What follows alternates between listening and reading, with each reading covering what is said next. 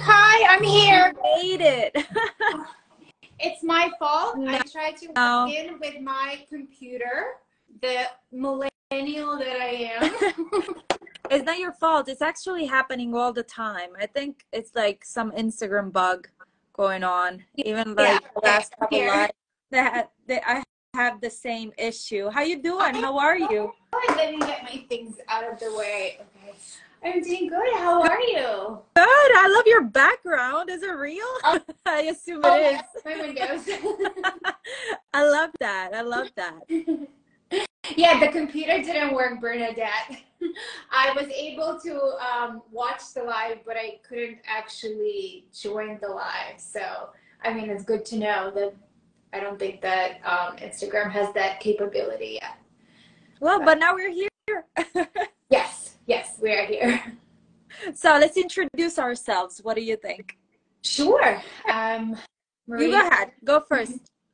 Marina from Parenting with Migraine, and I'm the founder of my Parenting with Migraine blog and Instagram account where um, I blog and create content around the topics of migraine and parenting with migraine and managing migraine while parenting and all that good stuff.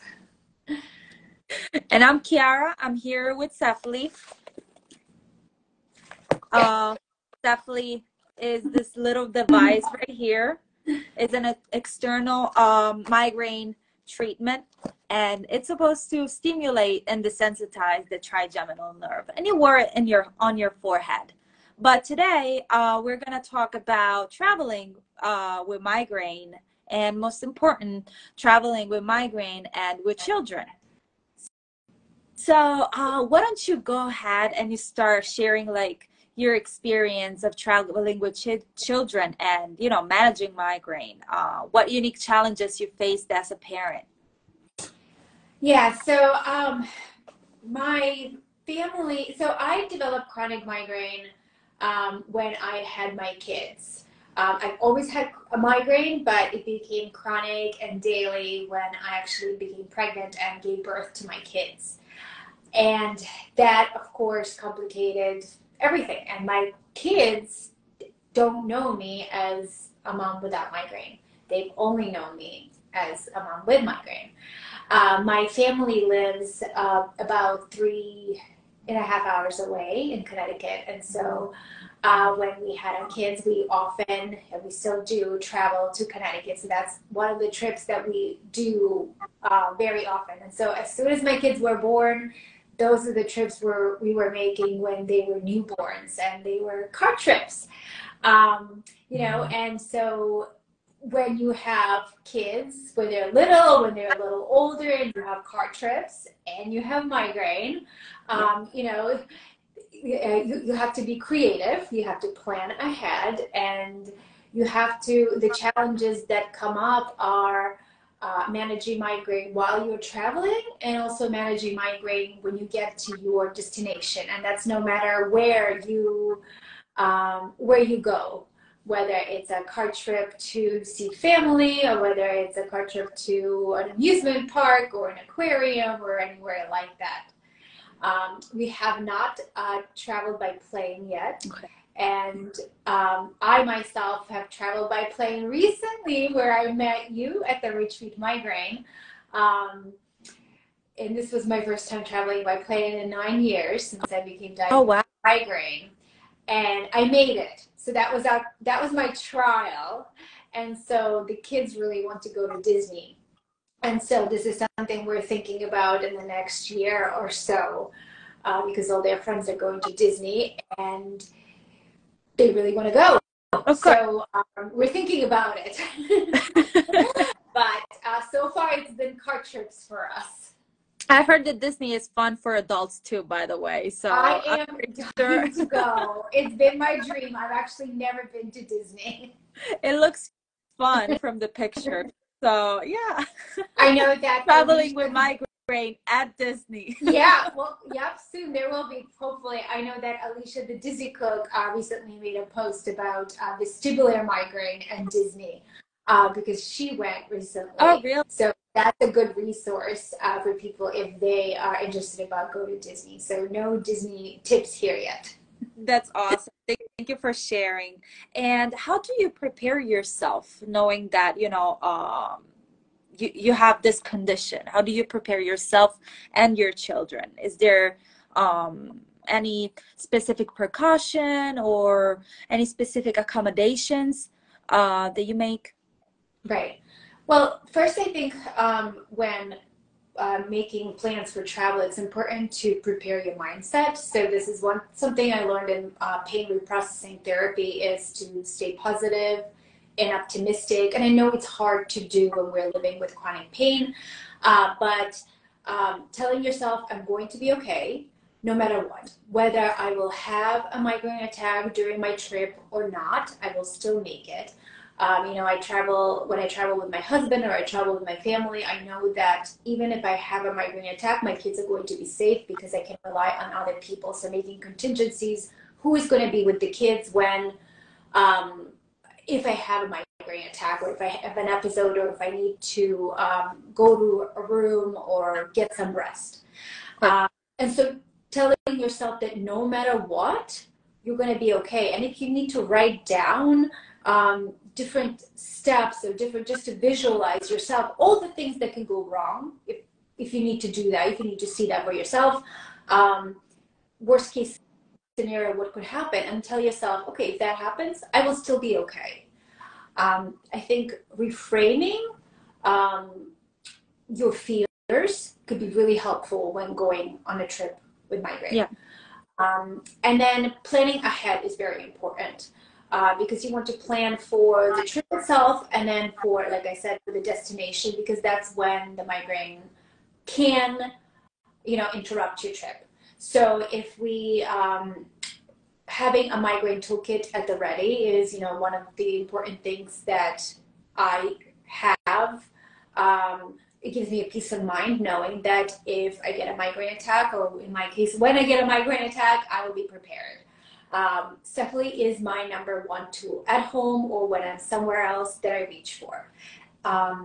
When I'm at home, and I work from home as well, so when I'm at home, I can get a CEFALY and I lay down. I make a point to take a break and lay down for 20 minutes, 30 minutes, 48-hour, acute session to try to abort an attack.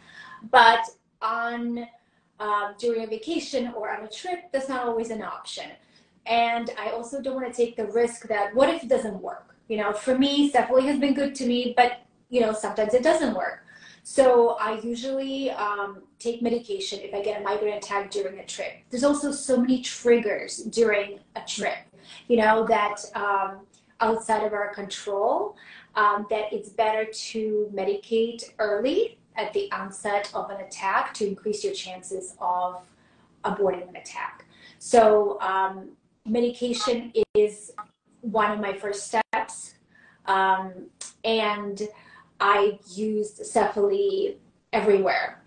I've used it in the car, I've used it on the plane, I've used it on a beach, or so it's so portable, and having that option is really helpful. Migraine glasses, earplugs. So having these items in your migraine toolkit are so important because you can't always avoid triggers at your destination or during your trip, but you can come prepared with your migraine toolkit with items that can help you minimize those triggers. And then discussing with your doctor, we don't go on trips all the time. It's hard to travel with migraine. And now that my migraine is more under control, I'm trying to travel more. I'm trying to make these memories with the kids now. But it's hard. It's so hard. People who are watching and they're thinking, I don't get to do it, but I want to. Talk to your doctor, because there are things you can do to help you, that the doctor can help you to make your experience more enjoyable or possible For example, sometimes you can get a steroid taper, a short course of a steroid taper for your trip. I get nerve blocks regularly, but I can sometimes time them for the time I'm going on a trip so that I can get nerve blocks, for example, a week before my trip, so that, you know, so that my head can feel as best as possible during the trip. Planning ahead really helps. So migraine toolkit, talking to your doctor, you know, having a procedure, all of these, and staying positive. These are the things that I think are helpful when trying to plan a trip with family, with kids, That's or all. your own. Also, everybody's so different. So it's all about like knowing your needs and what works for you. What's cool about CEFALY and having CEFALY as part of your toolkit is that it's a little pouch. Yep.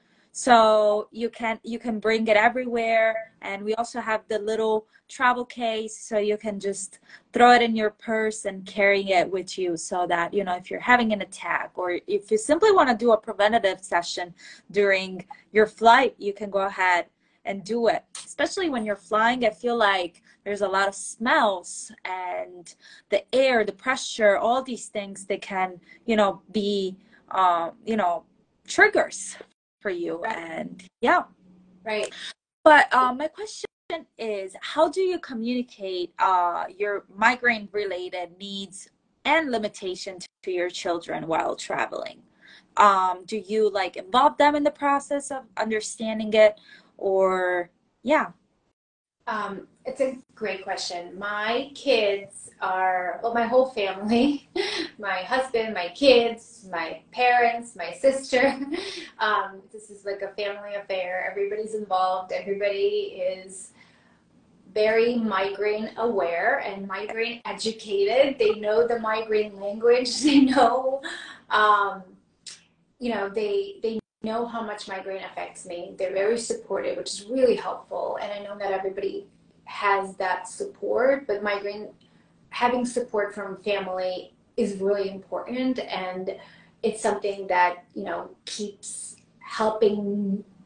It really, it's really helpful. Yeah. And one of the things, you know, one of the things that I feel like my family helps my family understand migraine is, you know, sending them resources, sending them blogs about migraine, having them follow migraine accounts that I follow, following my content. You know, so if your family doesn't understand migraine, but they are receptive, you know, send them the resources that you follow, and because I feel like that's really helpful.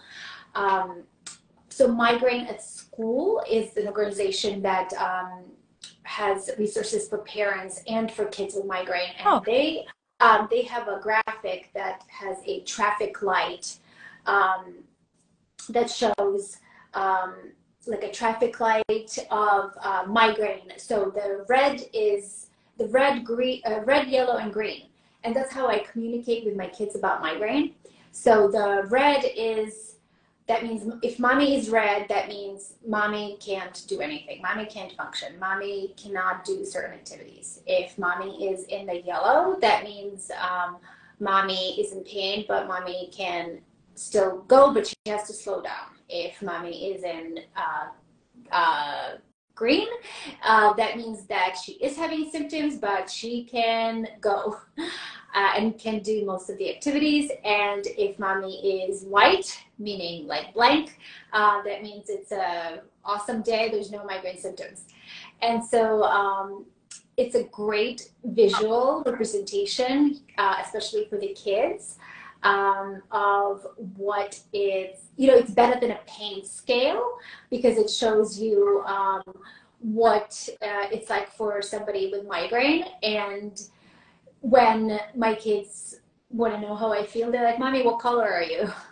You know, and I'll just be like, well, today I'm yellow, so we have to slow down, and there's certain activities we can't do. And when we are traveling, you know, it's I try to do as much as I can, and we are, you know, no matter color I am, unless of course I'm red and I have to take a break and go to bed. You know, I just try to power through. But having my kids understand how I feel also helps them know how to behave, you know, just be a little more quieter. They can use their screens more so that they're not, you know, being loud and running around me, just to give me a little bit space. And American Migraine Foundation has good resources about how to talk to your kids about migraine. And so, you know, using age appropriate words to describe migraine. And, you know, I try to be honest with them. So age appropriate and being honest is, you know, the way I find the most helpful. I like the visual idea because kids, they don't really understand like all the symptoms, but if they associate you and the way you react to things, or simply the way you feel or you look to a color, they're gonna be able to like understand how to behave and how to like act around you. Maybe and sometimes I would be like distracted and my daughter would be like, Mommy, what color? What color? And I'll be like, oh, pink. She's like, Mommy, that color is not exactly. It's gonna teach them even how not to be too disappointed, because they already know that there is this variant day by day, like daily. So they know that, you know, sometimes you can be red, but you can also be yellow or green, and vice versa. They also know that during the day the colors can fluctuate. You know, that even though I'm yellow right now, I can still become green. They know that if I'm a yellow, I can use a CEFALY. Give me 20 minutes, give me 40 minutes. I can use my CEFALY, and I could be green, and we can go to the library. That's awesome. And I like the idea that, you know, in your family, everybody is involved.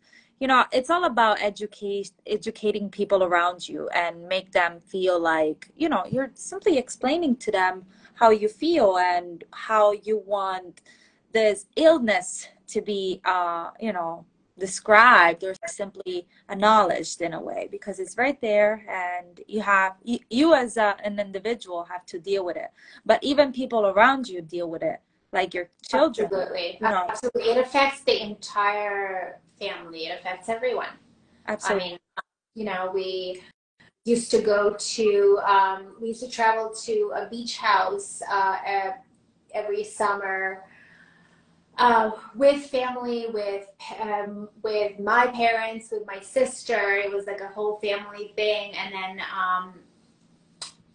after COVID happened, my migraine got a lot worse, and it was really hard for me to travel. So we had to take a break from that, you know, so it affected everybody in the family, you know, but we all made accommodations. And so everybody started traveling to my house instead. So I started hosting a vacation. I love that.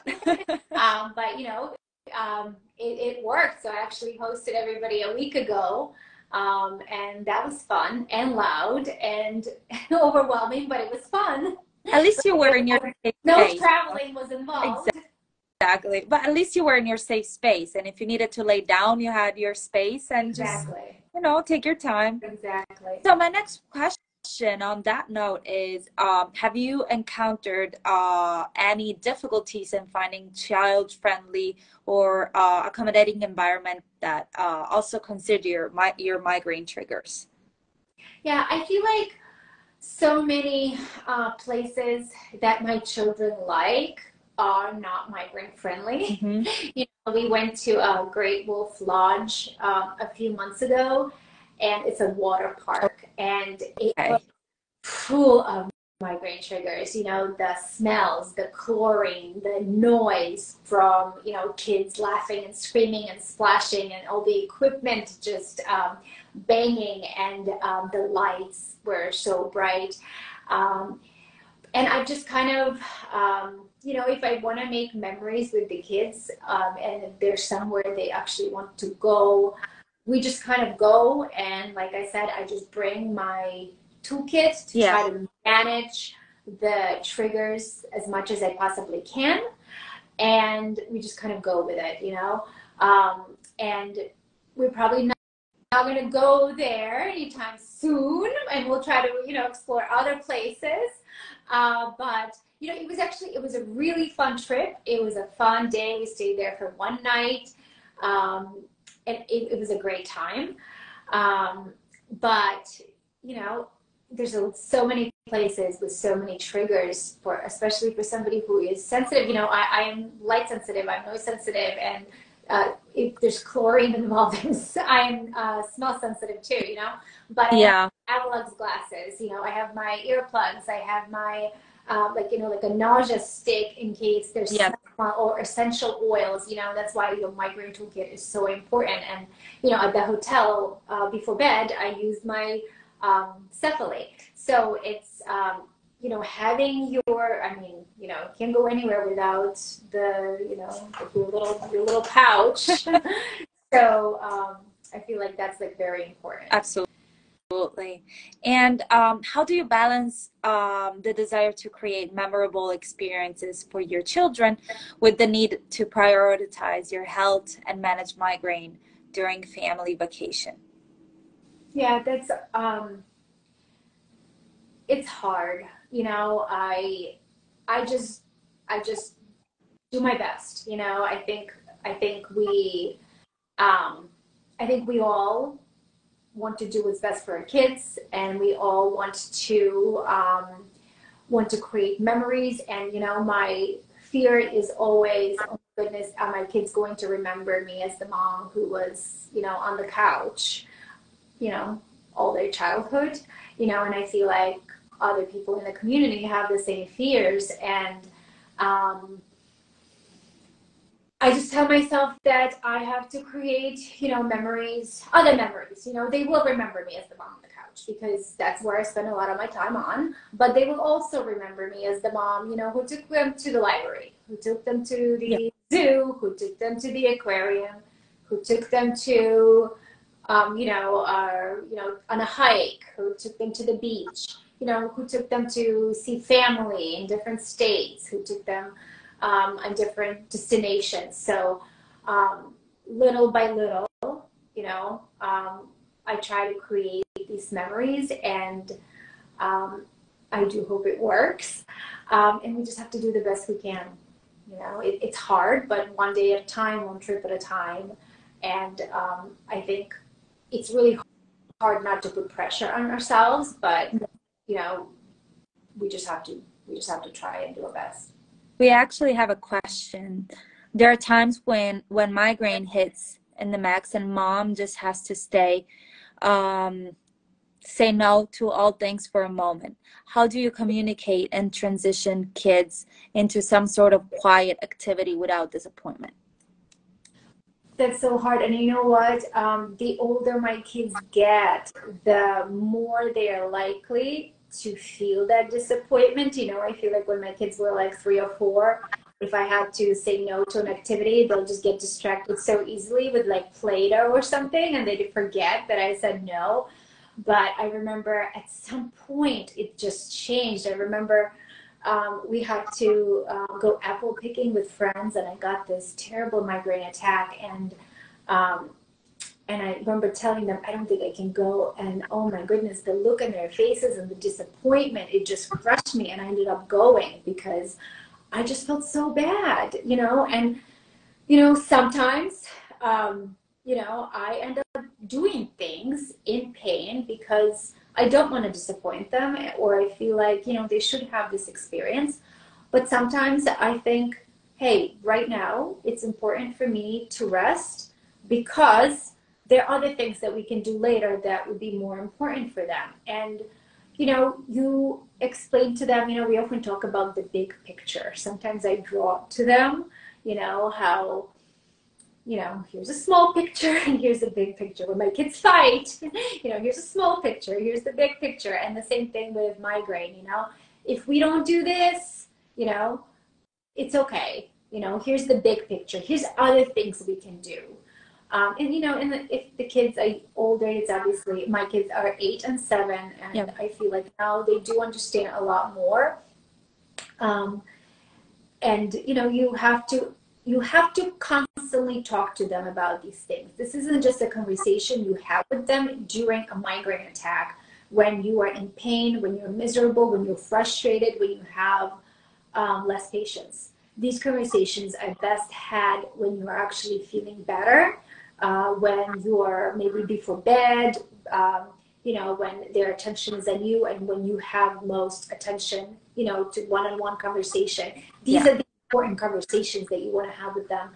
And, you know, it's important. These conversations are important, and they, you know, they will teach them also that sometimes you can't get what you want. You know, sometimes disappointment is part of life. You know, this is not Yeah. the only time they're going to be disappointed.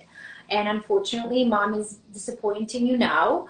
And also, it's important to remember that it's not mom, it's migraine.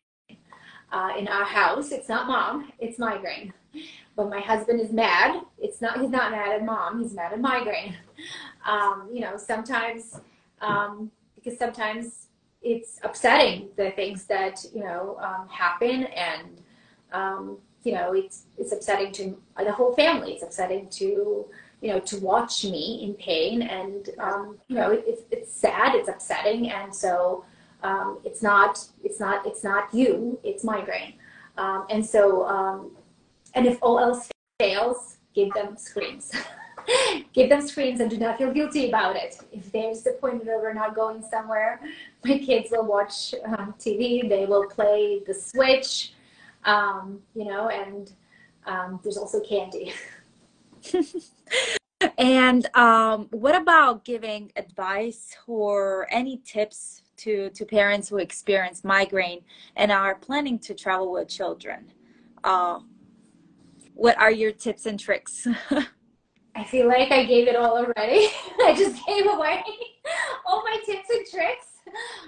So I'll just repeat that, you know, important to, I would say, start with talking to your doctor, because they could have good advice about, you know, they could really help you planning for the trip. Yeah. And in using screens during the trip is actually really helpful. You know, ever since my kids were little, we would use screens during the car rides, which was very helpful. I would also time their nap time during car rides, so that they would sleep for most of it. Back when they napped, that was a great time. So they would sleep during their car trips. And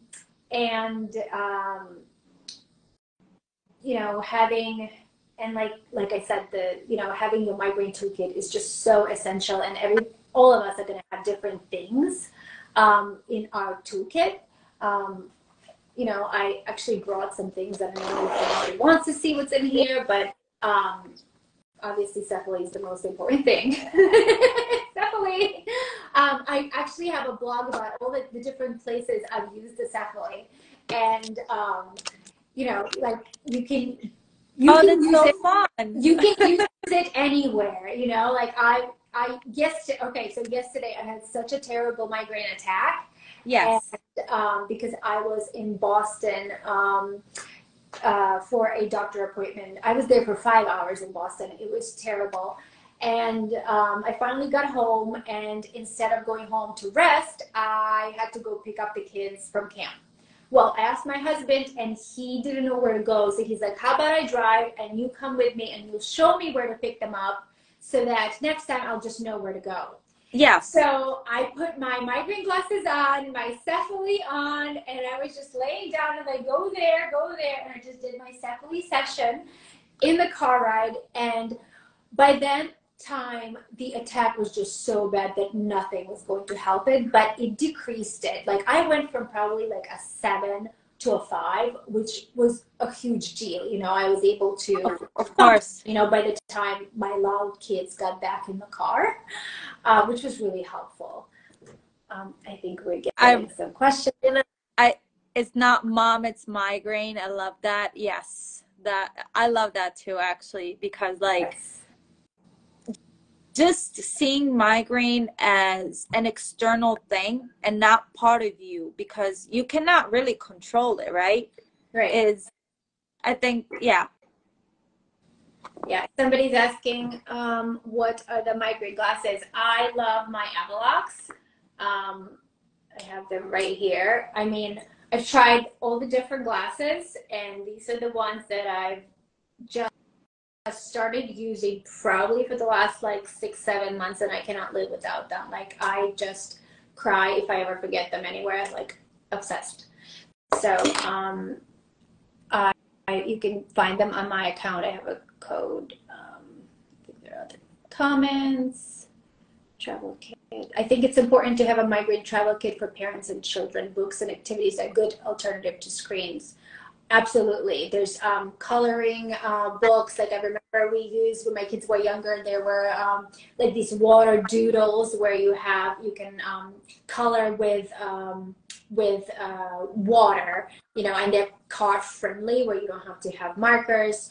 But yes, there's lots of books and activities. My kids always preferred screens in the car because it's something they didn't often get to use at home when they were younger. So it was always something that they were looking forward to in the car. So kids need a toolkit from mom's migraine too. Basically, we're onto something, absolutely. So my last question, since we're running out of time, is, are there any positive or rewarding travel experiences you've had with your children despite dealing with migraine? Absolutely. I think every experience we've had, we've created memories. I took tons of pictures to memorialize that the traveling happened, that positive memories happened, that we went somewhere other than the couch. And I always remind my kids that, you know, we went there. Remember, we went there, and my kids love looking at pictures. And I always print them. I always, you know, put them in like their little photo albums so that they can look at them. I think it's important for them to have these experiences, you know, especially for parents with chronic migraine. And they don't have to be big trips. You know, we're not talking about big trips. We're talking about day trips even. But just to have these experiences that are outside of the home, you know, where the kids are used to watching you in pain, where they can see, even if you are in pain during these trips, you know, just to hang out with family where you're out and about, having like different experiences, I think are really important for kids of parents with chronic illness. Thank you for sharing that. And obviously, thank you for joining this live today. I learned so much, and I know that whoever was watching us, all our community and followers, they learned a lot from you. That was very interesting, and thank you for that. Thank you for sharing. Thank you so much, Kiara, for having me. You're welcome. So if anybody needs any information regarding CEFALY, feel free to DM us or email us. We're here to help, and thank you so much. Thank you. Bye. Bye.